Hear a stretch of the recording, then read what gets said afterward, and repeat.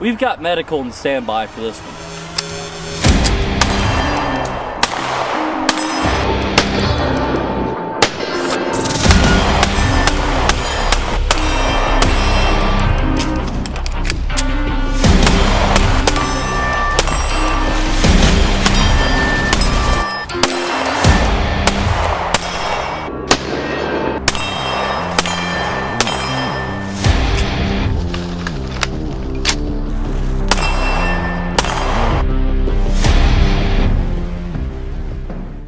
Hey guys, Akimbo Chris, back out here on the range today with a brand new series on the channel. Today guys, we're gonna start a series called Pawn Shop Finds. One of the benefits about living literally 15 minutes from Fort Bragg military base is we can find some really cool guns that are set up in really cool ways for usually a pretty good price. So I'm gonna start this series. Every once in a while, I'm gonna go out to some pawn shops, I'm gonna find something cool, and then come back and review it in its configuration on the channel. So today guys, to kick it off with a bang, we have probably one of the most controversial guns of the last decade, the SIG P320. And today guys, we're gonna be testing it to see, will it go off of my holster? Just kidding.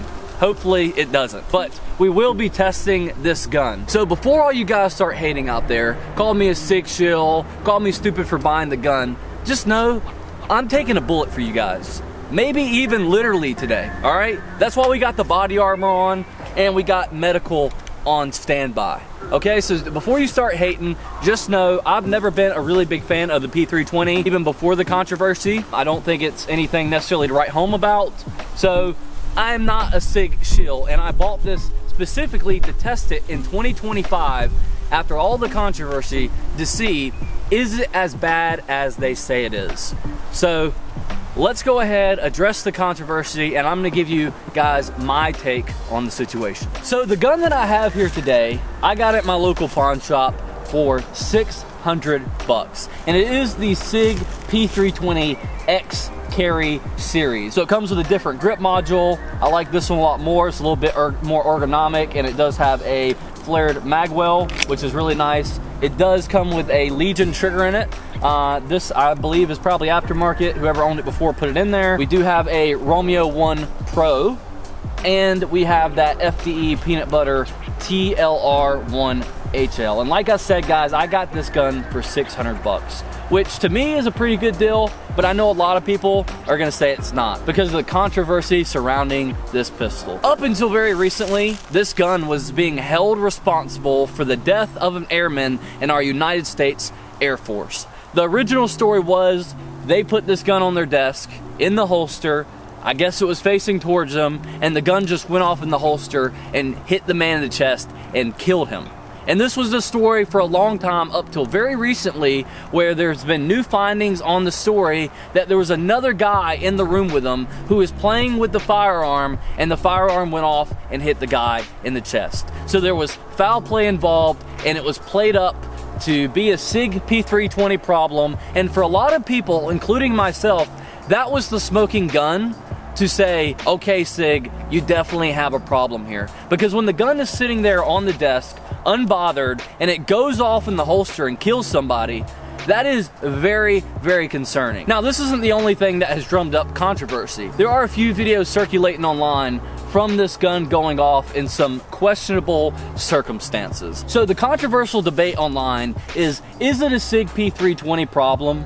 Or is it a holster problem? Are these people not holstering it correctly? Because in these videos, a lot of them are very questionable. You can't really see everything. A lot of times they're manipulating the gun in the holster, so we don't know what's actually going on in the holster. And there's a big debate on whether or not it's the P320, it's an inherent problem with the P320, or if it's reholstering, or maybe if it's just the Gen 1s that are going off. Because SIG did recall the Gen 1s that had that trigger issue in them where they weren't drop safe. If you dropped them at a certain angle, they would go off. So there's a lot of different theories about this, and the reason why they're all theories is because honestly nobody in the industry knows right now why the P320 is going off, because the problem has not been replicated. No one has been able to replicate the problem with the P320 and make it go off by itself. There's been a lot of gunsmiths look at this gun. There's plenty of third parties, plenty of YouTubers that have tested it. There's a lot of people in the industry who have tested the SIG P320 and cannot find an inherent design flaw that will make the gun fire by itself without pulling that trigger. So that's why it's so difficult, and there's so much controversy surrounding this situation, because if it was a inherent design flaw with the P320, you would see it on a much more massive scale than what we see it. And if we're being honest, there's a lot of people out there who will say there's thousands of P320s that have went off, there's thousands of videos, but when you research it, you'll find a different story. There's a very small sample size, and there's an even smaller sample size that we can say for sure was not a negligent discharge, but because in a lot of the videos, you know, they're slamming it into their holster, you can't see their hand all the way, you don't know if their finger's in the trigger guard, you really can't see enough to know if it's something to do with them holstering or the firearm. Well, my take is, objectively, based on the information that we have, it doesn't seem like an inherent flaw of the P320, and I don't think that they're affected on a mass scale. And the reason I say that is because this is one of the most carried handguns in the world, right beside Glock. So with that being said, if it was an inherent design flaw, with all the service members, all the instructors who use these guns, all the military folks, with thousands upon thousands of rounds to these guns, slamming them in and out of holsters, maneuvering with them, all different types of stuff, you would see this problem on a much larger scale than what we do. But the problem is that we don't. But with that being said, while I don't think it's an inherent design flaw, coming from a manufacturing background, I can tell you, when you mass produce an item, there's a realistic probability that there are a handful of P320s out there that probably have some type of issue, whether the spring's not the same, they had to swap parts for a day or something like that because they didn't get the parts in on time. There's a lot of different small things that can affect overall quality when it comes to manufacturing any type of product, and that can cause issues. And in the case with a firearm, it can cause serious issues. So with that being said, while I don't think it's all P320s across the board, I'm not saying that there aren't P320s out there that are not going off in the holsters. I do believe that that could be a possibility, and I don't put that past SIG, that they may have had some quality defects on a handful of P320s that got out there and they're going off in the holsters. Or maybe it's even the case where some of them may be Gen 1s and they're not drop safe, and maybe applying pressure to the back of the gun is setting them off, or whatever the case may be. And that's why I would advise you, if you do pick up one, you definitely should make sure that it's got that upgrade that SIG offers for the recalled firearms. I'm not at all defending the P320.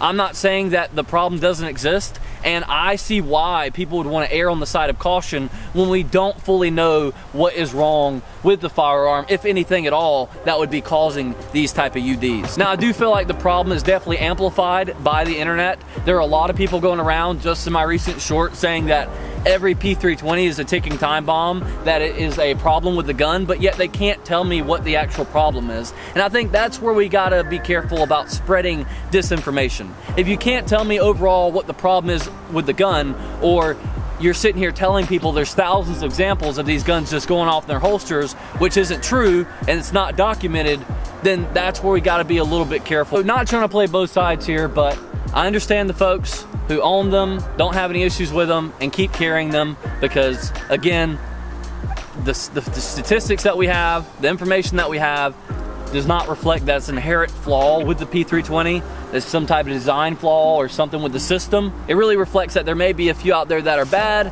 and I think we can say for certain not every case that we've seen on video is due to the gun, and there are definitely some holster issues, reholstering issues, and NDs that are happening there as well. Like I said, not defending the P320. I don't even really like this gun, but I am gonna be objective about it. So today we're gonna run it through its paces. We're gonna run through some drills with it, test its accuracy. We might even pop it with a hammer to see if we can't get it to set off by itself. But we're also gonna say a prayer and make sure that, just in case I'm wrong, you know, maybe I'll live through it. You can do all things through Christ, including living through a P320 9mm to the leg. So yeah, let's get into it. So again, guys, the point of this video is not for me to praise the P320 or make it look any better than what it is, but it's to test in 2025, is it as bad as they say it is? Like if you see one in a pawn shop and it's nice and you can get it for $300-400 bucks because everybody sold theirs because they've been fear-mongered, is it still something that you should pick up? I don't know. That's what we're gonna try to figure out. So real quick, just going over the setup here. Big shout out to Alien Gear Holsters. This is their Rapid Force Level 2 retention holster for the SIG P320 and the TLR-1. Alien Gear makes really good holsters and they're really affordable. This is a duty grade holster you're looking at for under $100 bucks. So definitely check out Alien Gear Holsters. They are a partner of the channel, so they do support us, so go support them. They're good folks over there. Link will be in the pinned comments below if you want to check out Alien Gear Holsters. I really like their Rapid Force holster. It is very nice, even for a SIG P320. And notice it doesn't have a trigger lock on it, so you know, I would say if you're going to carry a gun that does not have a safety on the trigger, you might want to look into a duty holster that doesn't have a trigger lock on it, because I don't know, that might be what's setting off some of them, and you don't want to go home with the 9mm to the leg. Never playing basketball with little Jimmy again. Nope. Screwed. Go check out Alien Gear Holsters. Nice holsters, good people, solid company. Dear Lord Jesus, we come to you today on the range shooting a P320. I understand it's dumb. I understand I maybe put my life in jeopardy, but Lord, I just ask you to please give me the strength to get through whatever happens today on the range, and please try to keep me safe. But I know that I am doing something stupid. So with that being said, I'll take my consequences. Just give me the strength to get through it and keep me safe from a UD. So first we're gonna be doing some accuracy testing.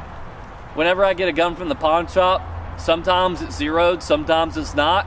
So we're gonna see how well this guy can zero his red dot. He may have not made really good financial choices by decking out a P320, but maybe he, you know, knew how to zero his red dot. So we're gonna put it on paper. We're at about 10 yards here, then we're gonna back it up and see how well she does.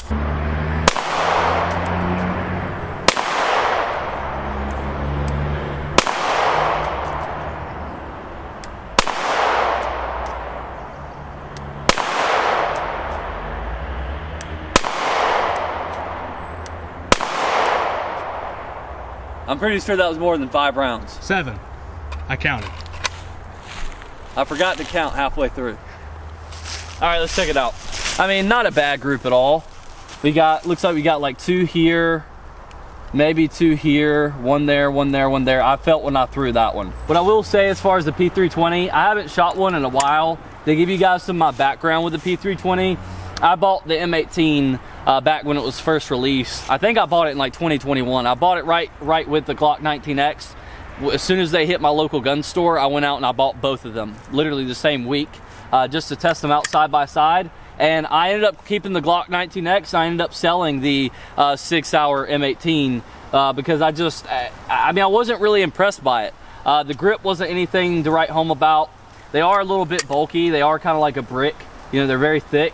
I definitely do like this grip though on this X-Carry a lot more. I feel like it's got a more aggressive beaver tail on it, and I just definitely like the grip. And that flared magwell is butter. Another thing about the P320 that I didn't really like was the trigger. The standard trigger on these things is not great. It's not terrible, and I've just never really been a fan of that mush that you get with the SIG triggers. You get that real mushy feeling to it. So I definitely think that this X-Carry though is a lot better than the standard P320.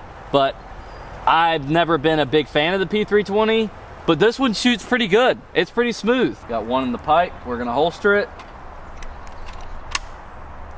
It didn't go off. 2 for 2, man, 2 for 2. Not going off in the holster, thank God.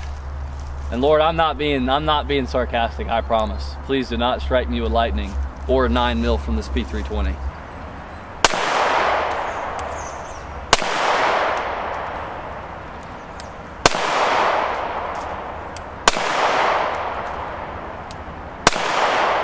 I think I threw 1. It was that first one. I pulled it bad. I'm not used to the gun yet, guys.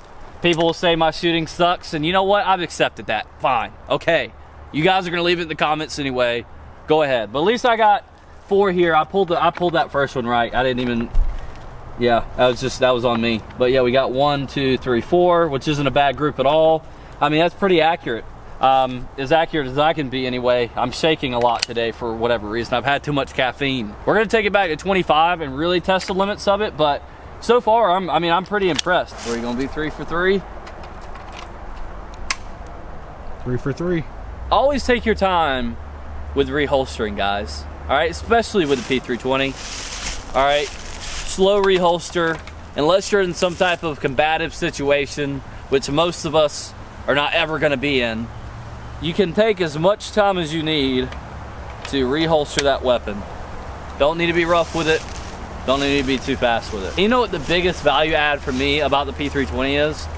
If at the end of the day, you know, they are going off by themselves or whatever the case may be, even if you have one, it's not a paperweight. All these people who are saying, oh, it's a paperweight, yada, yada, you can use it as a flashbang, all right? You open the door, you throw your P320 in there, boom, goes off. You know, you've got the advantage now, okay? So,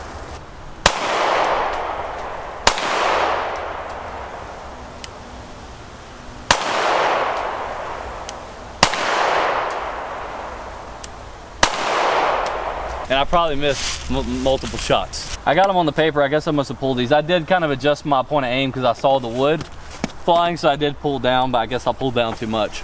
But I'm not a good shot at 25 anyway. You guys don't have to tell me in the comments, but I know you will anyway, but whatever. This is my first time shooting a P320 in a long time, since the M18. Yeah, I mean, it feels pretty accurate, and I really do like that trigger. I like this trigger a heck of a lot more than I like the standard P320 trigger. So maybe the P320 might not be worth the pickup, but if you find like one of these Legion models or, you know, X-Carry series, maybe those would be the ones that you pick up. I'm not gonna carry this gun, guys. I have guns that are much more well suited for carry, so I would never carry, you know, this anyway. It's too big for me. But I am gonna keep it as a range toy. I think the P320 overall is a good platform to modify, and you can do a lot of things with it. So I am gonna keep it as a range toy. So maybe if you do pick one up, I don't know if it's a gun that you would want to carry, again, if you're somebody who likes to err on the side of caution, but for a range toy, something to take out to the range and not keep loaded, point at your nuts, it might be a somewhat okay option. Let's run some drills with her, see how she does. All right, for this first set of drills, we're gonna run it the standard way, as we normally do on the channel. We're gonna take 5 shots to warm up. We're gonna draw from the holster and take a shot at that 8-inch gong down there. We're about 12 yards. We're gonna see how quick that we can get it with this new Rapid Force Alien Gear holster. So appreciate it, Alien Gear. Thank you. Again, go check those guys out. Shooter ready? Yes, sir. Stand by.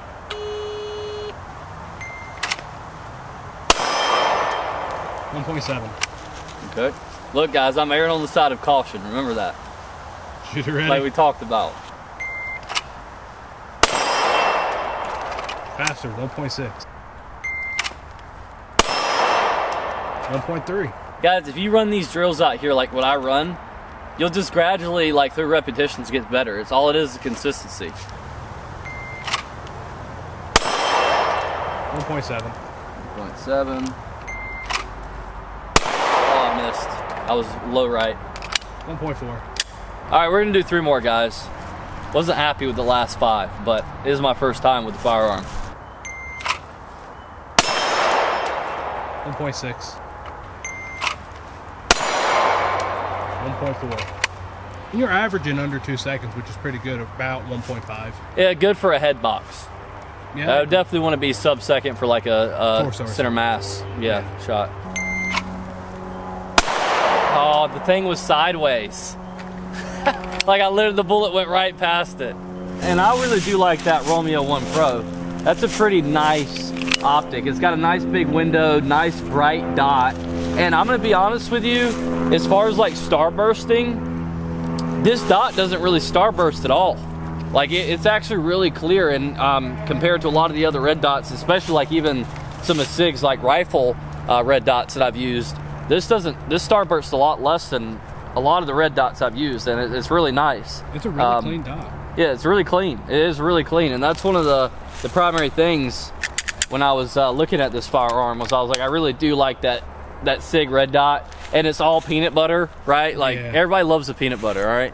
So let's just be honest. I'm gonna do 3 shots one at the bottom target, one at the gong, one at the bear, and then I have 2 shots left. I'm gonna dump them on the gong.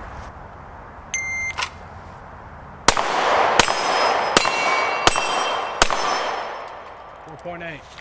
Not bad. That's actually pretty fast. Yeah, I mean, I'm not gonna lie, I don't like the standard P320. Again, I bought the original one, I ended up selling it.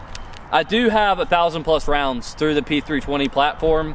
I definitely had at least that much through mine. What I'll say is that grip, this trigger, it changes a lot of the things that I didn't like about the original P320. I would definitely say this X-Carry is a lot nicer than the original P320, at least in my opinion, because it fixes a lot of things I didn't like. That flared magwell, we'll see how much it helps with reloads. I have been working some dry fires with this gun, and it seems like they slide in pretty smooth, so I do like that fact as well. Another downside to the P320, depending on which one you get, because I think they are different, I could be wrong, not a P320 expert, but if you do mount an optic on here directly to the slide, then you do lose your backup irons. Now, this red dot does have the notch, so you can still line it up with the front sight, so that's helpful. But that is one thing I don't really like about some of the P320s, is that those back irons are built into that plate on the slide. So once you take that plate on the slide off, you're pretty much without irons. And I don't think that was the smartest idea.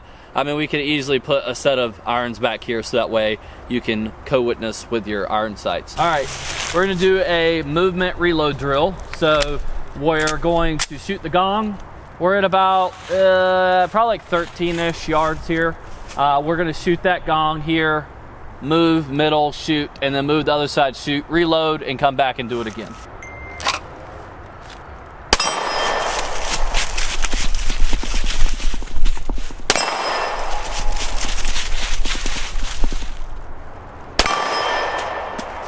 Oh, loaded in the wrong spot.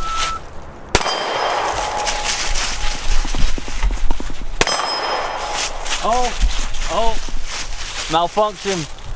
Malfunction. It didn't.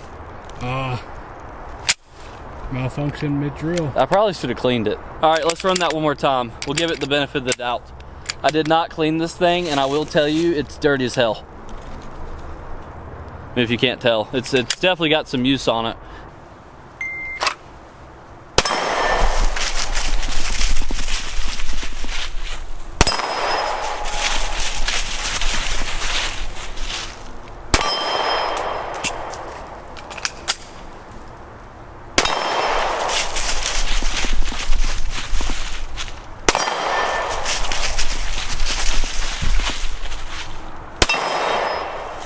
.5 and you hit all times. Yeah, I had to slow it down a little bit because the thing about training out here, guys, with these type of targets like we got is they move. Whenever we shoot them, they like to start to move around, twist, and things like that. So sometimes a lot of our misses is because when you go to squeeze that trigger, that thing flops the opposite direction. But it helps because it teaches you to be patient. Don't take the shot until you know that you're gonna hit. Yeah. Right?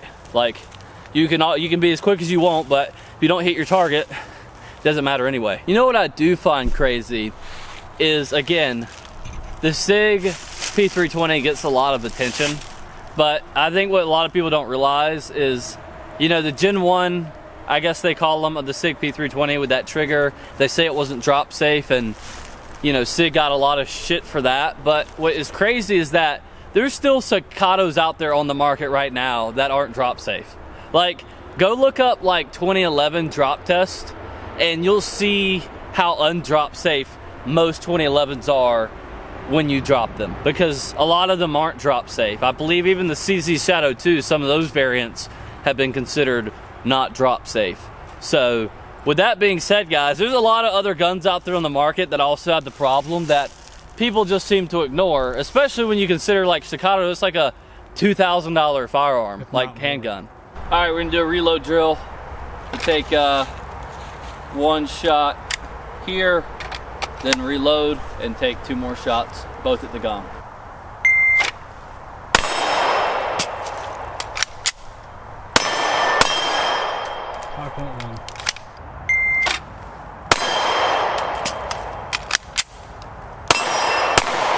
Oh, that last one was just below it. 5-0. I really do like that flare magwell in this pistol. I think the upgraded models of the P320 are much, much better than your standard P320 for sure. What I will say is Smith & Wesson's really killing it on the market right now. And I slowly became a Smith & Wesson guy, especially since the whole SIG debacle. I don't think SIG handled the situation the right way. So I'm not at all defending SIG on how they handled the situation with the P320. Again, don't think it's a mass scale P320 issue, but I don't think SIG handled it the right way either. So I will say that. But Smith & Wesson is really killing it on the market right now. And I'm gonna say it's hard for me to recommend any gun over like an M&P 2.0 nowadays. You can get an M&P 2.0 with all the upgrades that they've added to that gun in their newest model for like $500 to $600. You can get it cheaper than a Glock. You can get it cheaper than a SIG. And in my opinion, M&P, I mean, they're just as proven as the Glock. I mean, they've been carried by law enforcement for a very, very long time. Civilians too, and they just have a really, really good track record. And now they have a lot of really good features in their polymer striker-fired main handgun line, which is the M&P 2.0. You can get the compact, you can get the carry comp. They even offer comped models for under $1,000, and that's really big for me. So for price to performance, would I recommend like a SIG P320 over something like that? Probably not, but if you find like a really cool decked out one for a really good price, then maybe it's worth picking up for like a range toy or something like that. Here soon, we're gonna go ahead and tap her with the old hammer and see if we can't get her to fire.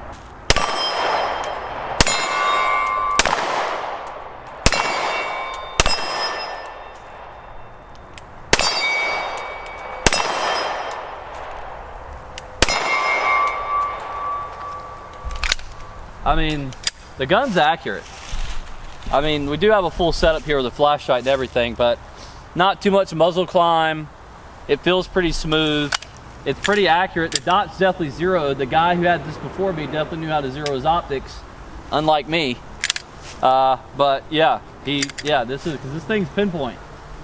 As long as you're shooting straight, it's gonna shoot straight. All right, shooter ready? Yes, sir. Stand by.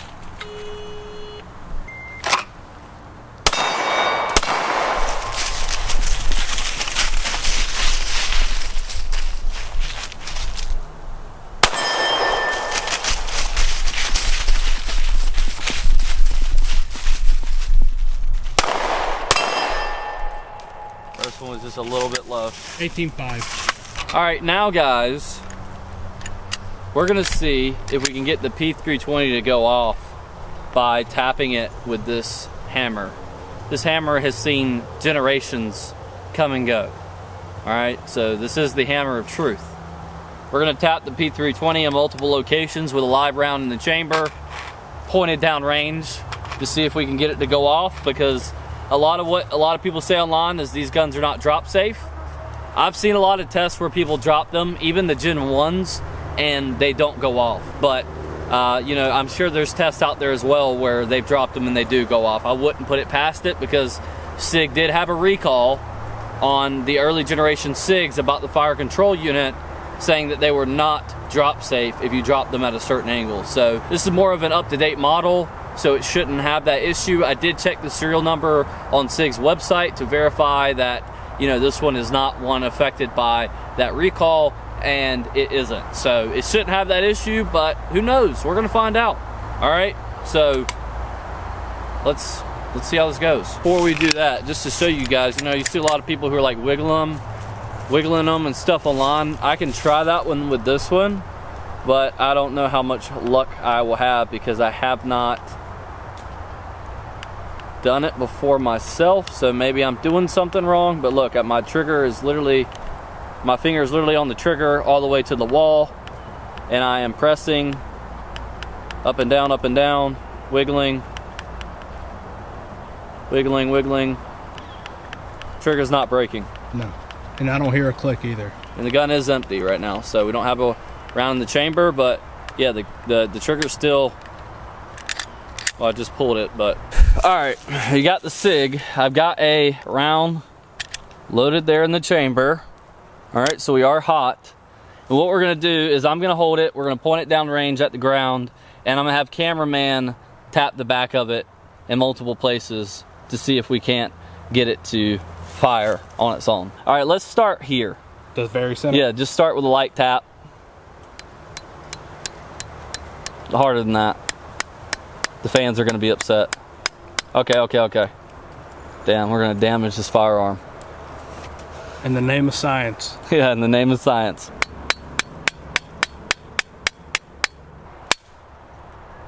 Okay, tap it again, one good tap. Try not to hit the slide. Got you. All right, tap it again, one good tap. Tap it one more time, a little bit harder now. Okay, well. I mean, we haven't had an ND yet. And we're just messing up that back plate. Yep. All right, now we're going to tap the grip. So I think when the Gen 1 first came out, they were saying essentially like if you drop it like right here, that's what would cause it to go off. So we're gonna tap it here with that hammer. All right. All right, tap it some more. Tap it harder, because the fans are gonna be pissed. I don't want to break the gun. Yeah, I know, but you'll be fine. Okay, that was good. All right, tap it a few times like that. Here. Okay. All right, now a little bit harder.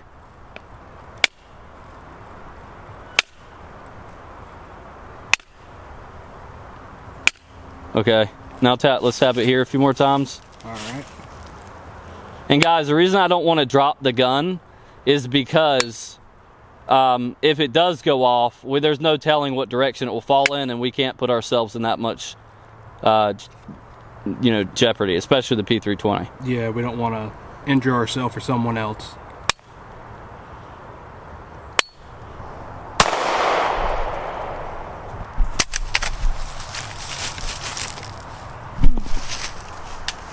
All right, we're still good.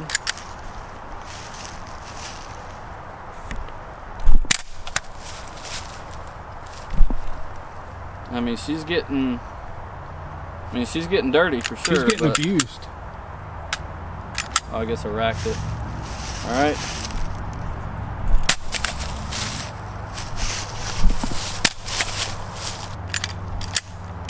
Yeah.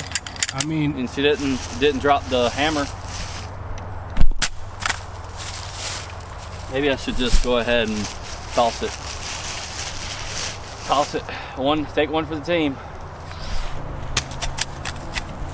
All right, let's see how she's shooting.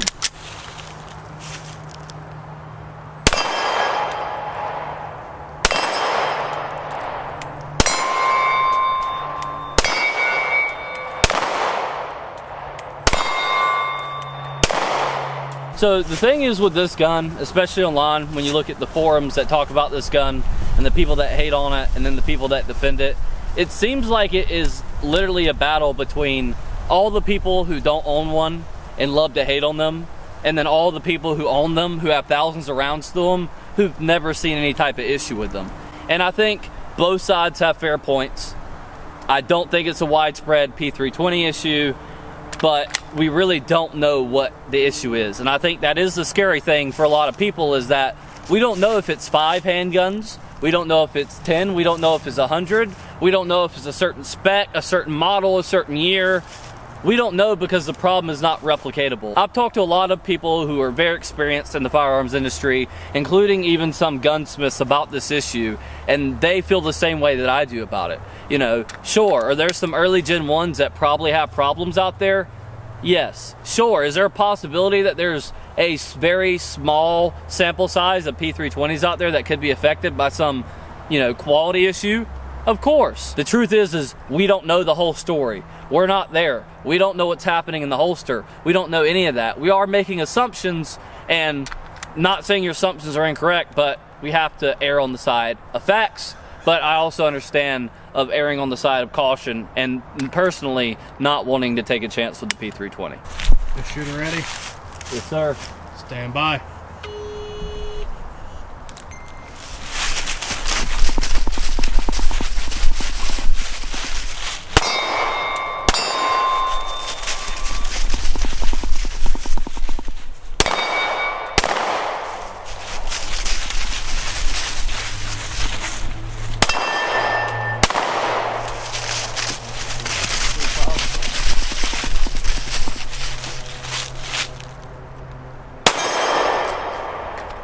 27.5. Overall, guys, to kind of close this one out, the P320, is it a good handgun?